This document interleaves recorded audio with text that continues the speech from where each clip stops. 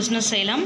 இன்றைக்கி நம்மளோட சேனலில் பார்த்தீங்கன்னா டெய்லி ஒரு 1000 rupees வரைக்கும் ஏர்ன் பண்ணக்கூடிய ஒரு பிஸ்னஸ் ஆப்பர்ச்சுனிட்டி பற்றி தான் நம்ம பார்க்க போகிறோம்.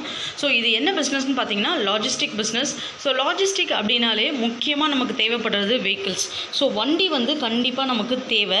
பட் நான் இன்றைக்கி உங்கள் கூட ஷேர் பண்ண போகிற இந்த பிஸ்னஸில் வந்துட்டு நமக்கு வண்டி வந்து அவசியமே கிடையாதுங்க. ஸோ அது ஒரு ரிக்குவயர்மெண்ட்ஸே வேண்டாம் நமக்கு. அதனால் இந்த பிஸ்னஸ் உங்களுக்கு ஒரு மினிமம் இன்வெஸ்ட்மெண்ட் இருந்தாலே போதும் ஸ்டார்ட் பண்ணுறதுக்கு. ஸோ வெஹிக்கிள்ஸ்க்கு அப்படின்னு சொல்லிட்டு நீங்கள் தனியாக ஸ்பெண்ட் பண்ணி வாங்கணும் அப்படின்ற அவசியம் கிடையாது.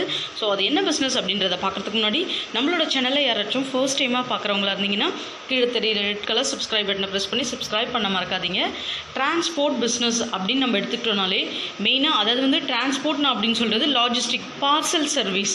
அதுதான் எக்ஸாக்டாக சொல்லணும் அப்படின்னா இப்போ இருக்கிற காலகட்டத்தில் நிறைய பேரால் வந்து ட்ராவல் பண்ணி போக முடியாது அப்படின்ற சூழ்நிலையில் பார்சல் அதாவது கொரியர் சர்வீஸ் யூஸ் பண்ணுவாங்க. கொரியர் அப்படின்றத விட பஸ் டிரான்ஸ்போர்ட்ஸ்லாம் இருக்கும் பார்த்தீங்களா, அதை வச்சு யூஸ் பண்ணுவாங்க பார்த்தீங்களா, அந்த மாதிரி தான் இதில் one of the famous parcel சர்வீஸ்லாம் இருக்காங்க நிறைய பேர். இந்த மேட்டூர் டிரான்ஸ்போர்ட், எம்எஸ்எஸ் டிரான்ஸ்போர்ட், இந்த மாதிரிலாம். ஸோ இவங்ககிட்டலாம் நம்ம ஒரு புக்கிங் ஏஜெண்ட்டாக நம்ம ஜாயின் பண்ணோம் அப்படின்னா நமக்கு என்ன பெனிஃபிட், அதனால் வந்து நம்மளால் எவ்வளோ ஏர்ன் பண்ண முடியும் அப்படின்றது தான் பார்க்க போகிறோம். இது வந்து ஒரு ப்ரொமோஷனல் வீடியோ கிடையாது. ஜஸ்ட் வந்து நிறைய பேர் கேட்டிருந்தாங்க. நிறைய வந்துட்டு இப்போ ரீசெண்ட் டேஸாக பார்த்தீங்கன்னா கொஞ்சம் இன்வெஸ்ட்மெண்ட்ஸ் ஹையாக இருக்கிற மாதிரி நம்ம சேனலில் நான் போஸ்ட் பண்ணிகிட்டு இருக்கிறேன். ஏன்னா அந்த ஆப்பர்ச்சுனிட்டிஸ் நிறைய பேர் எக்ஸ்பெக்ட் பண்ணி கேட்கறதுனால நான் அதை போடுறேன். பட் நம்ம சேனலோட மெயின் மோட்டோ என்னென்னு பார்த்தீங்க அப்படின்னா நிறைய வந்துட்டு இன்வெஸ்ட்மெண்ட்ஸ் இல்லாமல் கம்மியான இன்வெஸ்ட்மெண்ட் வச்சு எப்படி பண்ணுறது, இல்லை இன்வெஸ்ட்மெண்ட்டே இல்லாமல் எப்படி பண்ணுறது, அப்படிப்பட்ட பிஸ்னஸை வந்து டார்கெட் பண்ணுறது தான் நம்மளோட சேனலோட மோட்டோவே. அதுக்காக தான் வந்துட்டு இந்த இன்ஃபர்மேஷன் உங்ககிட்ட ஷேர் பண்ணுறது. ஸோ பார்சல் சர்வீஸ் அப்படின்னு எடுத்துக்கணுன்னா என்னென்னலாம் இதில் வகைப்படும் அப்படின்னு நான் ஃபஸ்ட்டு சொல்லிடுறேன் உங்களுக்கு. கூட்ஸ்ன்னு எடுத்த அளவுக்கு ஒரு புக்ஸ் ஆகட்டும், இல்லை நம்ம நார்மல் வந்து கன்சியூமபிள் ஒரு ஃபுட் ப்ராடக்ட்ஸாக இருக்கட்டும், இல்லை நம்ம என்ன சொல்கிறது பிஸ்னஸ் பண்ணுறவங்க B2B அப்படின்னு சொல்லுவாங்க அவங்கள. ஸோ அவங்க தான் நிறைய இந்த மாதிரி பார்சல் சர்வீஸ் யூஸ் பண்ணுவாங்க. ஃபார் எக்ஸாம்பிள் இங்கேருந்து வந்துட்டு ஒரு கருவாடு பிஸ்னஸ் ஒரு இடத்துல பண்ணுறாங்க, சென்னையிலேருந்து நம்ம ஒரு ஊருக்கு அனுப்ப போகிறோம், நாமக்கலுக்கு அனுப்ப போகிறோம் அப்படின்னா ஸோ இந்த மாதிரி சர்வீஸில் அவங்க புக் பண்ணி விடுவாங்க.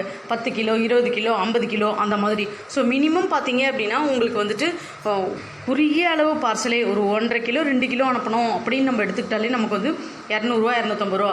மினிமம் பார்சல் நமக்கு ஒரு 100 ரூபாலேருந்தே ஸ்டார்ட் ஆகும், சின்ன பார்சல் நான் சொல்கிறது. ஸோ அதுக்கேற்ற மாதிரி தான் வந்துட்டு நம்ம பிஸ்னஸ் நமக்கு கமிஷன்ஸ் வந்து தொடர்ந்து கொடுப்பாங்க. இதில் வந்துட்டு நம்ம ஊர் பேர் தெரியாமல் இல்லை நம்ம ஏதாச்சும் புதுசாக ஆரம்பிக்கிறோம் அப்படின்னா கொஞ்சம் நாள் ஆகும் நமக்கு பிக்கப் ஆகிறதுக்கு. பட் இந்த மாதிரி கொஞ்சம் ஃபேமஸாக இருக்கிறவங்க கூட நம்ம டைப் பண்ணிக்கிட்டோம் அப்படின்னா நம்மளால் ஈஸியாக வந்து ஆர்டர்ஸ் நிறைய எடுக்க முடியும். ஏன்னா அவங்க நிறைய இடத்துல பிரான்ச்சஸ் ஆல்ரெடி வச்சுருப்பாங்க. ஸோ இவங்கள எப்படி அப்ளை பண்ணுறதுன்ற லிங்க் வந்து உங்களுக்கு டிஸ்கிரிப்ஷனில் கொடுக்குறேன். ஃபர்ஸ்ட் லிங்கே நீங்கள் செக் பண்ணி பாருங்கள், அப்ளைன்னு இருக்கும். அதை அப்ளை பண்ணிட்டீங்க அப்படின்னா ஃபர்ஸ்ட் நேம் லாஸ்ட் நேம் உங்கள் இமெயில் ஐடி மொபைல் நம்பர் இப்படி கொடுத்து நீங்கள் இது பண்ணிவிடுங்க. ஃபில் பண்ணிட்டீங்க அப்படின்னா உங்களுக்கு அவங்க கால் பண்ணுவாங்க. ஸோ நீங்கள் இன்ட்ரெஸ்டடாக நீங்கள் வந்துட்டு என்ன பண்ணுறீங்க அப்படின்ற மாதிரி உங்கள் டீட்டெயில்ஸ் வெரிஃபை பண்ணுவாங்க. ஸோ அவங்க கூட நீங்கள் வந்து நார்மலாக பேசிக்கலாம்.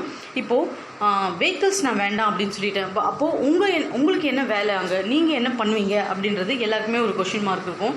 மினிமம் ஒரு 100 ஸ்கொயர் ஃபீட் இடமாவது உங்களுக்கு வேணும். அதாவது இடம்னு சொல்கிறது ஒரு ஆஃபீஸ் ஸ்பேஸ் உங்களுக்கு வேணும்.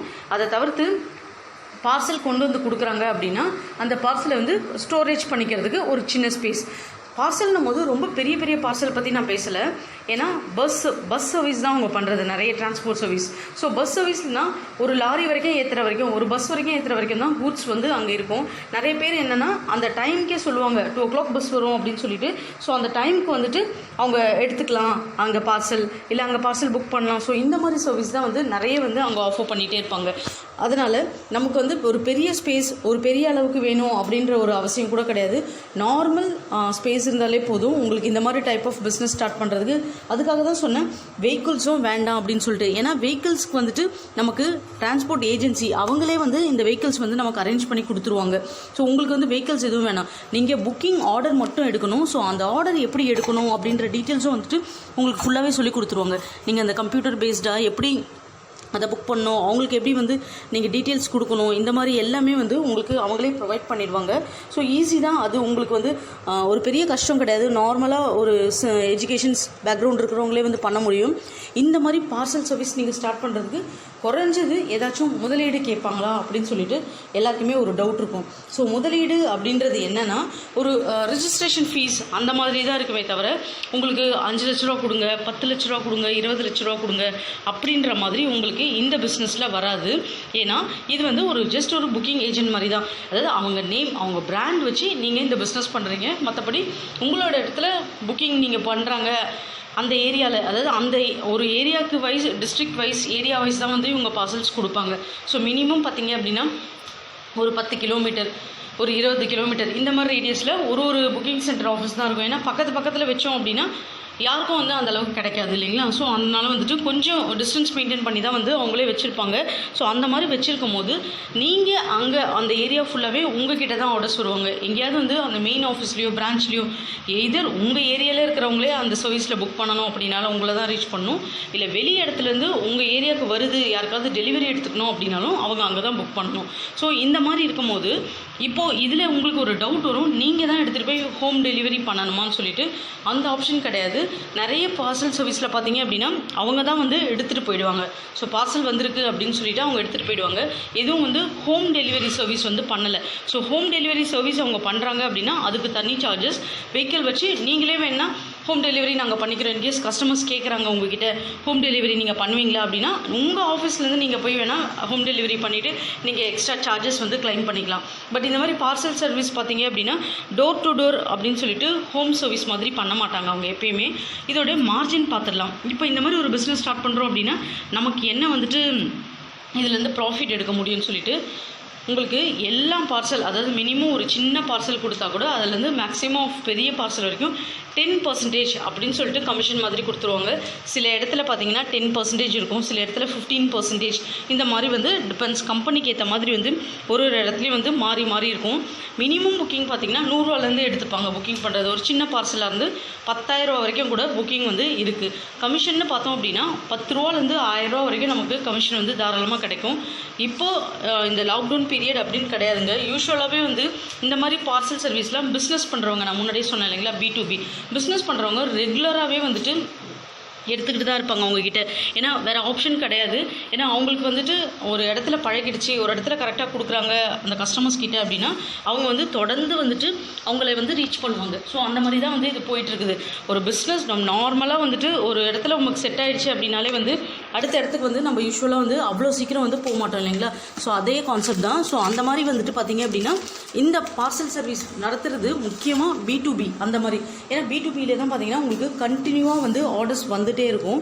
ஸோ நார்மலாக மற்ற இதிலெல்லாம் பார்த்தோம் அப்படின்னா நமக்கு வந்து ஆர்டர்ஸ் வந்து அந்த அளவுக்கு வந்துட்டு இண்டிவிஜுவல் பர்சன்ஸ் கிட்ட குறைச்சதாக தான் வரும்.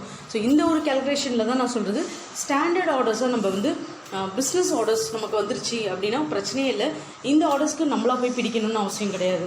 ஏற்கனவே நான் சொன்னது தான். இது வந்து ஒரு ரெப்யூட்டட் கம்பெனி பார்சல் சர்வீஸ்ன்றதுனால ஆல்ரெடி அந்த இடத்துல வந்து பண்ணிட்டு தான் இருப்பாங்க அந்த ஏரியாவில். ஸோ யாராச்சும் புக் பண்ணோம் அப்படின்னாலும் உங்களோட காண்டாக்ட் தான் கொடுப்பாங்க.